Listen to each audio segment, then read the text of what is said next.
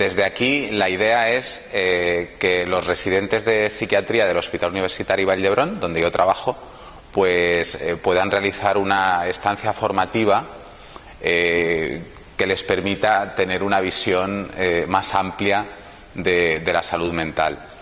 Y por otra parte, también será formativo para los profesionales que están allí trabajando en el Hospital de Cubal. Yo he tenido la oportunidad de hablar con otros compañeros que ya han acudido a este hospital en alguna ocasión, y también me he entrevistado con la directora general de aquel hospital, y bueno, me han trasladado la necesidad de formar a los profesionales que allí están trabajando.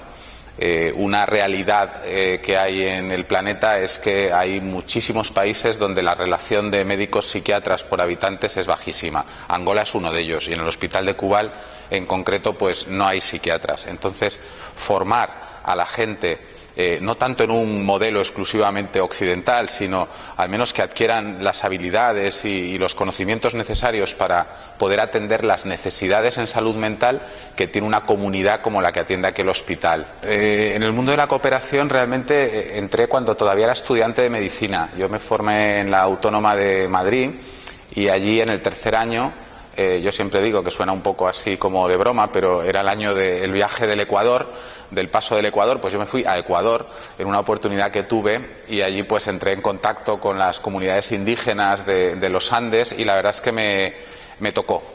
Fue una experiencia que me marcó. Bueno, algo que todo el mundo ve cuando enciende la televisión, pero estar ahí en primera línea, ¿no?, pudiendo ver cómo viven otras personas, pues como médico te plantea muchas cosas, ¿no?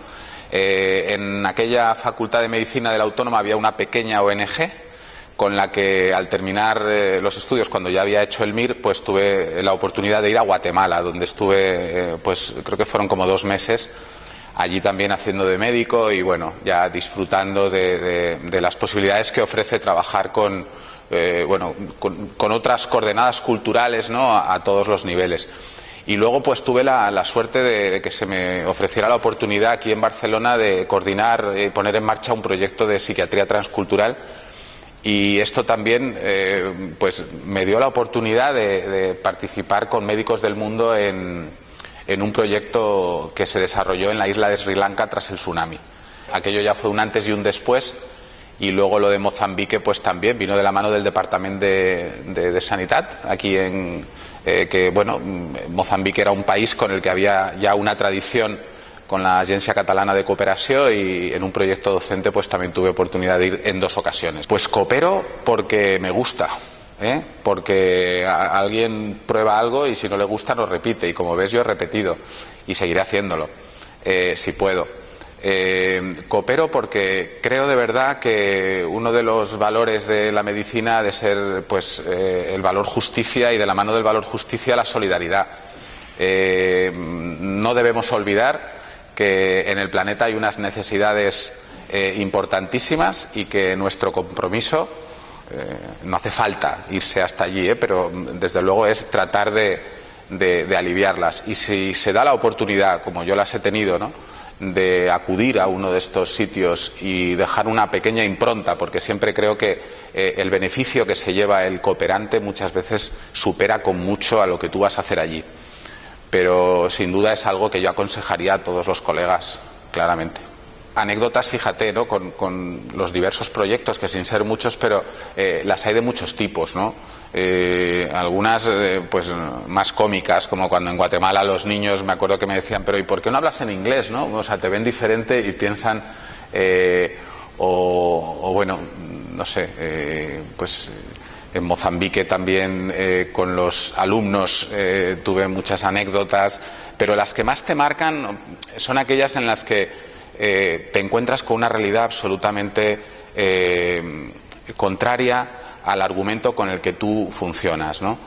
Por ejemplo, en salud mental tú piensas que nosotros aquí nos formamos en un modelo que dice ser biopsicosocial, pero que tiene mucho más de bio, ¿no?, algo menos de psico y no tanto de social. Cuando tú te entrevistas, como yo tuve la oportunidad, con un curandero en Mozambique, y compartes el caso clínico que tú estás viendo desde una perspectiva, y él te habla pues de la influencia de los espíritus, de cómo una familia ha podido ofender a otra y alguien que murió en aquella, pues en vez de irse del todo al cielo, mantiene una relación con los que están aquí y se representa en forma de voces, ¿no? Claro, ves una explicación que choca totalmente con tu modelo, pero te pone a prueba porque, claro, lo que tú has de tratar de hacer es una especie de sincretismo, ¿no? E integrar esa narrativa con la tuya, pues para conseguir que la persona se adhiera, ¿no? Y como anécdota al respecto te diré que una sorpresa que yo me llevé cuando en aquel aula con la que yo me encontraba cada mañana en Mozambique, en la universidad donde yo estaba dando clase, y le pregunté a los alumnos de quinto, ¿no? Digo, pero ¿vosotros creéis en los curanderos? ¿Hay alguien que crea en los curanderos después de...? Y mi sorpresa fue que todos levantaron la mano, todos. O sea, los alumnos de quinto de medicina. Entonces te das cuenta que no es que creas o no, es que es una realidad, ¿no? que tú has de tener en cuenta, ¿no? Las diferentes perspectivas que se tienen de un fenómeno, ¿no? Las diferentes interpretaciones que hacemos en función de nuestras coordenadas culturales. Eso también te pone a prueba ante tus inseguridades, nosotros necesitamos mantener unos referentes. Y como médicos nos hemos formado en un modelo explicativo. La psiquiatría, tal y como la entendemos, podría ser de alguna forma interpretada como un cierto modelo que quizá no tiene un reflejo exacto en sociedades muy diferentes a la nuestra, como puede ser la que sin duda voy a tener oportunidad de conocer en Angola.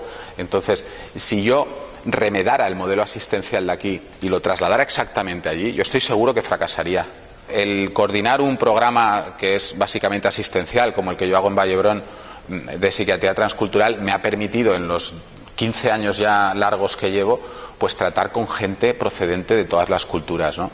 Y te podría contar anécdotas de todo tipo para ilustrarte las diferencias que aparecen en la manera de expresar los síntomas, desde lo que son las emociones, del desafío que supone descifrar también si una idea puede ser o no delirante, porque en función del contexto cultural pues es muy fácil que te equivoques y que a lo mejor catalogues como delirante lo que no lo es, ¿no?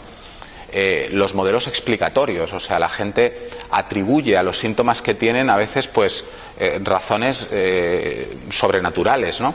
Y todo esto, ya te digo, te pone a prueba porque si tú te mantienes rígido en tu punto de vista, es muy probable que la brecha que haya con el paciente sea muy grande y al final lo pierdas. Y por tanto, antes te decía, creo que nos enfrentamos a nuestros propios temores, ¿no? El temor a poder perder el control al que está tan acostumbrado el médico en Occidente de yo soy el que sé y el que más sabe de su enfermedad es el propio paciente, y tu tarea ha de ser sintonizar adecuadamente con las necesidades de esa persona. Y eso, cuando la comunicación, ya en lo verbal, pero que luego se acompaña de matices culturales, no es fácil, pues desde luego te pone a prueba. Piensa que todos los emigrantes, por la propia condición de haber emigrado, pues se enfrentan a una serie de estresores de reinventarse en una nueva sociedad donde a veces no todo es conocido, ¿no? Y eso pone a prueba la capacidad de adaptación de cada uno, ¿no? Ante ese estrés, el que sea más vulnerable, pues acabará representando un tipo de síntomas u otro, ¿no? Entonces, en general yo te diría cuadros de tipo depresivo, pero con características a veces distintas, ¿no? Al final, los cuadros de los que más te acuerdas son aquellos que son como muy diferentes, ¿no? Y sí, te diría pues que hasta la psicosis, ¿no? Tal y como la esperaríamos encontrar en Occidente, pues a veces tiene una presentación clínica distinta también en pacientes que a lo mejor no se van a quejar tanto de escuchar voces, sino que a lo mejor te hablan de sonidos de animales, ¿no? Cosa que aquí yo nunca había visto con pacientes, digamos, autóctonos, y sin embargo sí que te encuentras, ¿no? Sería esto, yo creo, trastornos afectivos como consecuencia de las dificultades que se encuentran aquí, mucha gente que tiene una situación social muy precaria, que ni siquiera están regularizados, ¿no? Y todo lo que supone, alejados de sus familias, ven que la ilusión y las expectativas con las que vinieron no se van a cumplir, y ante eso pues aparecen muchas veces este tipo de síntomas. pues tratas de que la persona que entra en tu consulta salga un poco más aliviada, ¿no? Desde luego atiendes los síntomas, pero siempre como médicos tienes que tratar de ver cuál es el origen de los mismos, ¿no? Y ahí es, como te decía, que muchas veces te encuentras también con un componente social que también te pone a prueba los recursos de los que dispones, ¿no? Una persona que esté irregular, una persona que no hable el idioma, difícilmente va a poder aprovechar recursos comunitarios muy buenos que tenemos en una ciudad como Barcelona, ¿no? Desde cursos de integración laboral a hospitales de día, a centros de día, se lo pierden, ¿no? Si piensas en un paciente psicótico, el tratamiento nunca ha de ser exclusivamente farmacológico, ¿no? Debería haber también pues un proceso terapéutico, de rehabilitación cognitiva, una serie de factores con los que yo no puedo contar muchas veces por las limitaciones de estas personas. Entonces, rebajar las expectativas, ¿no? Pero tratar de ofrecerle al paciente pues un espacio de seguridad, de calidad asistencial, que permita pues un alivio de los síntomas y en última instancia pues una mejor funcionalidad, que es lo que tú buscas con cualquier paciente. Un paciente se adhiere a un proceso asistencial en lo que en psicología y en psiquiatría llaman la alianza terapéutica, ¿no? Y eso es un fenómeno sutil al que a veces no prestamos suficiente atención, pero que pasa sin duda por la sensación de que el paciente crea, sienta que el médico le ha entendido lo que a él le está pasando. Eso es fundamental, eso es fundamental. Entonces tú tienes que ser capaz de transmitir eso, ¿de acuerdo? Y eso lógicamente pues requiere de una comunicación de calidad, que como puedes imaginar pues con pacientes inmigrantes que no hablen bien el castellano o el catalán, pues a veces requiere de la presencia de un mediador cultural, que por suerte pues tenemos la oportunidad en Vallebrón de contar con algunas horas de estos mediadores que facilitan la comunicación, ¿no? La simple presencia de este mediador, que son mediadoras en realidad las que trabajan en Vallebrón, pues muchas veces alivian la tensión que puede haber en la entrevista con el médico y facilita que la persona sienta que el otro tiene un interés genuino en lo que le está pasando y que realmente sintoniza con esa empatía que tú decías para entender exactamente lo que le está ocurriendo. Y si consigues que eso se dé, es muy probable que esa persona cumpla con las visitas, se adhiera al tratamiento y por tanto el pronóstico sea mejor. O sea que es una piedra angular, es absolutamente necesario mejorar la comunicación, las habilidades de comunicación con pacientes culturalmente diferentes.